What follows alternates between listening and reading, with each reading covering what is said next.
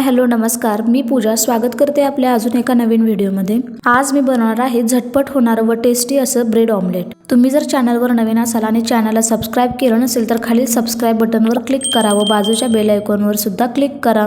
चला तर मग आपण ही रेसिपी बनवण्यासाठी काय काय साहित्य लागणार आहे ते पाहूयात। सर्वप्रथम मी येथे 3 अंडे घेतलेले आहेत, एक मध्यम आकाराचा बारीक चिरलेला कांदा, बारीक चिरलेली कोथिंबीर, चिमूटभर हळद घेतलेली आहे, 1 चमचा गरम मसाला, अर्धा चमचा लाल मिरची पावडर, चवीप्रमाणे मीठ, बारीक चिरलेली हिरवी मिरची आणि आलं लसूण पेस्ट घेतलेली आहे।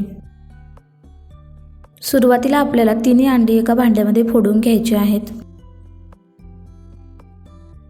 सर्व अंडी फोडून झाल्यानंतर त्यामध्ये बारीक चिरलेला कांदा, बारीक चिरलेली हिरवी मिरची, कोथिंबीर, हळद, गरम मसाला, लाल तिखट, चवीप्रमाणे मीठ, आलं लसूण पेस्ट टाकून सर्व अंडी फेटून घ्यायची आहेत।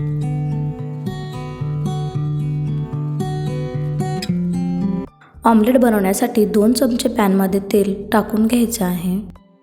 तेल चांगलं गरम झाल्यानंतरच त्यामध्ये अंड्याचं जे मिश्रण आहे ते पॅनमध्ये ॲड करायचं आहे। अंड्याचं मिश्रण पॅनच्या सर्व बाजूला पसरून घ्यायचं आहे।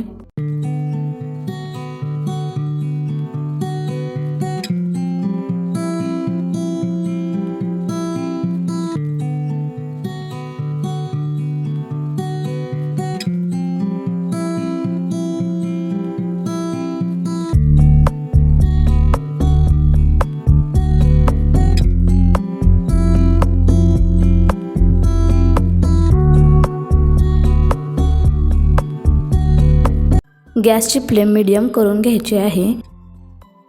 आता मी येथे 4 ब्रेड घेतलेले आहेत।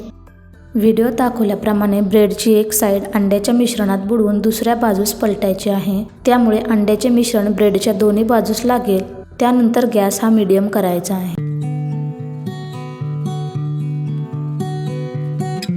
तुम्हाला जर गरज वाटली तर तुम्ही पॅनच्या कडेला थोडं तेल सुद्धा घालू शकता। 2 ते 3 मिनिटं मीडियम गॅसवर भाजून झाल्यानंतर आता आपल्याला हे पलटून घ्यायचं आहे। ऑमलेट पलटण्याच्या अगोदर व्हिडिओ दाखवल्याप्रमाणे असं सर्व बाजूने करून घ्यायचं आहे, त्यामुळे आपलं ऑमलेट जे आहे ते पलटताना तुटणार नाही आणि नंतर ऑमलेट पलटून घ्यायचं आहे।